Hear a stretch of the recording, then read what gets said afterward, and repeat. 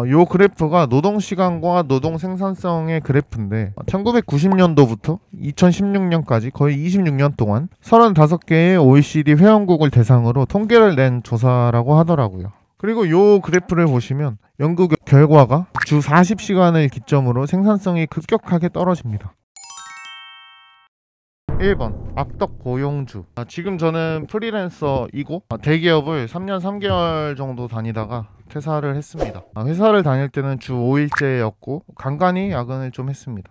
그리고 주 4일제를 한다는 다른 회사들을 부러워하면서 우리도 비효율적인 업무를 다 빼면 주 4일도 가능하지만 주 2일까지도 가능하다, 뭐 이런 얘기를 하면서 동기들이랑 회사 뒷담을 하기도 했었던 것 같습니다. 근데 프리랜서가 된 저는 주 5일째 하루 10시간 근무에 주말에까지 연장 근무를 하고 있습니다. 이게 뭔가 이상하죠. 회사에서 일할 때는 비효율적이다, 근무 시간 줄여라 하다가 제 일을 할 때는 뭔가 이렇게 저를 몰아붙였던 것 같습니다. 물론 재미있고 쉬면서 하기 때문에 전혀 스트레스는 없습니다. 그래서 제가 일주일에 영상을 5개씩 올렸는데 하루에 영상 편집, 그리고 쇼츠 편집, 글 1개, 포토샵 1개 이렇게 매일 해왔습니다. 그리고 주말에는 다 끝내지 못한 일들을 추가로 했고, 근데 이게 너무 많은 것 같은 거예요. 그래서 한 4일만 해야 하나 고민을 하다가 4일 일하냐 5일 일하냐, 이거 어떻게 기준을 잡아야 하고 그 기준의 근거는 무엇인가, 이런 질문들이 생겨서 공부를 하고 결론을 내봤습니다. 공부를 한 결론은 다들 아시다시피 바로 주 4일제와 무제한 휴가제입니다.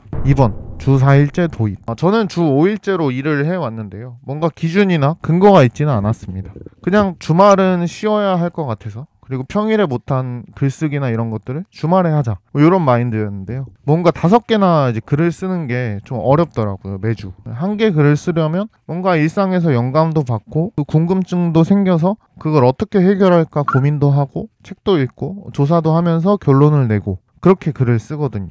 근데 이게 막상 4개로 줄이려니까 뭔가 지는 것 같고, 그리고 지금 이제야 막 시작하는 스타트업 같은 프리랜서인데 초창기에 좀 더 바쁘게 일해야 하지 않나 싶기도 하더라고요. 근데 이제 요 그래프에서 기준을 좀 찾았던 것 같습니다. 요 그래프가 노동시간과 노동 생산성의 그래프인데 1990년도부터 2016년까지 거의 26년 동안 35개의 OECD 회원국을 대상으로 통계를 낸 조사라고 하더라고요. 그래서 일단 전체적으로 보면 되게 반비례합니다. 그리고 특히 생산성이 높은 부분들을 보시면 노동시간이 연간 1200에서 1500시간 정도가 됩니다. 근데 이제 주의해야 하는 게 노동시간이 적어서 생산성이 높은 건지 생산성이 높아서 노동시간이 적은 건지 이제 그건 모르기 때문에 주의를 해야 하긴 합니다. 그래서 요거를 52주로 나눠서 뭐 주당 몇 시간 일하나 이제 보려고 했는데 잘 안 맞더라고요. 휴일도 있고 그래서 그런 것 같아요. 그래서 요 그래프에서 볼 건 한국은 엄청 근로시간이 길고 생산성도 엄청 낮다,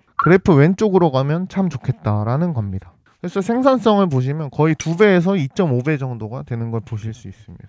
그리고 요 그래프를 보시면 연구 결과가 주 40시간을 기점으로 생산성이 급격하게 떨어집니다. 주 40시간이면 8시간씩 8일이지만 그치만 우리가 야근도 하기 때문에 주 5일제가 생산성이 좀 떨어진다는 반증이 되기도 합니다. 저 같은 경우는 업무 시간 외에 이렇게 촬영도 하고 글을 못 쓰면 책도 읽고 그러면서 업무 시간 외에 근무를 하니까요, 주 4일제로 하면 정확히 이 생산성 피크에 맞출 수 있을 것 같았습니다. 아니 그러면 주 2일째 하지 왜 주 4일째를 하냐, 저도 좀 그게 고민이 되긴 하는데 주 2, 3일째에 대한 관련된 연구나 자료는 아직 거의 없더라고요. 그리고 아직 주 40시간까지는 생산성이 계속 올라간다는 걸 봐서는 주 4일째 플러스 간간히 야근을 하면 생산성을 최대로 유지할 수 있을 것 같았습니다. 그래서 주 4일째와 주 5일째를 비교한 연구들을 보시면 스트레스도 줄고 번아웃도 줄고 창의성이 올라가고 생산성이 올라간다, 좋은 결과들이 참 많습니다. 그래서 4일째 5일째는 자체적으로 테스트를 해보고 더 나은 거를 해라, 이런 말이 있어서 저도 이제 일단 4일째를 도입해 보기로 했습니다.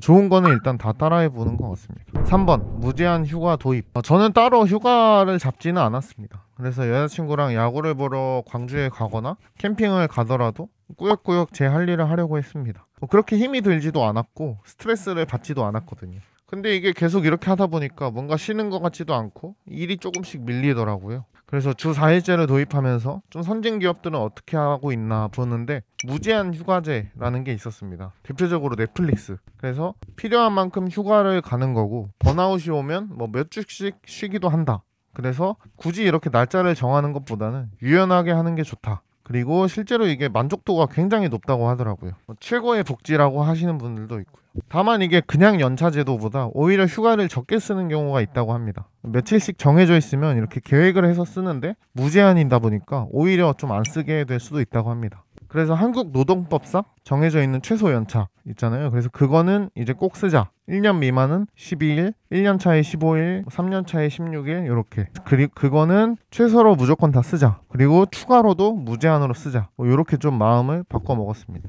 4번 근로자인 나, 사장인 나. 이런저런 연구들도 보고 조사도 해봤지만 사실 저도 아직 확신은 없습니다. 일단 실시해보고 좋은 방법을 택하려고 하는 거고요. 이 결심에서 중요한 거는 제 마인드가 좀 바뀌었다는 점입니다. 예전에는 유튜브가 더 잘 되려면, 내가 더 잘 되려면 더 많은 걸 하고 최대한 많이 해야, 쥐어짜야 잘 된다, 이렇게 생각했다면 이번 기회를 통해서 나는 프리랜서이기는 하지만 어떻게 보면 근로자인 나와 사장인 나 두 명이 존재하는 것이다, 이렇게 생각을 하게 됐습니다. 그래서 나중에 좋은 회사를 만들면 이렇게 해야지 하기 전에 자기경영이라는 말이 있듯이 나 스스로한테도 좋은 보스가 되어야 하니까요. 그래서 좀 이렇게 복지들을 도입해보게 됐습니다.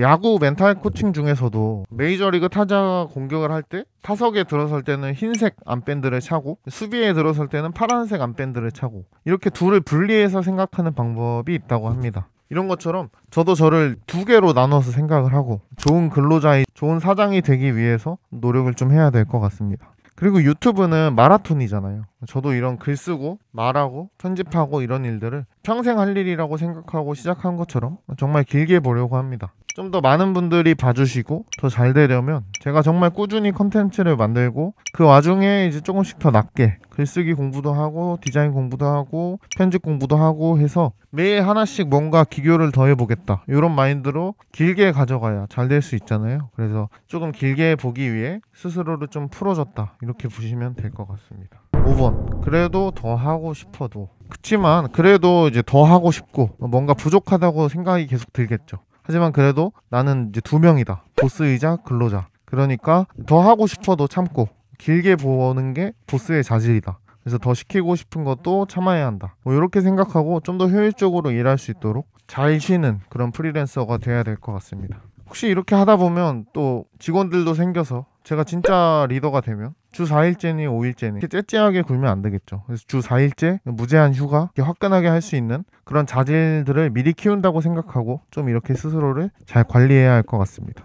그럼 여러분들도 이번 기회에 더 쉬어가시는, 그리고 스스로에게 좀 더 좋은 보스가 되시길 바라면서 마치겠습니다.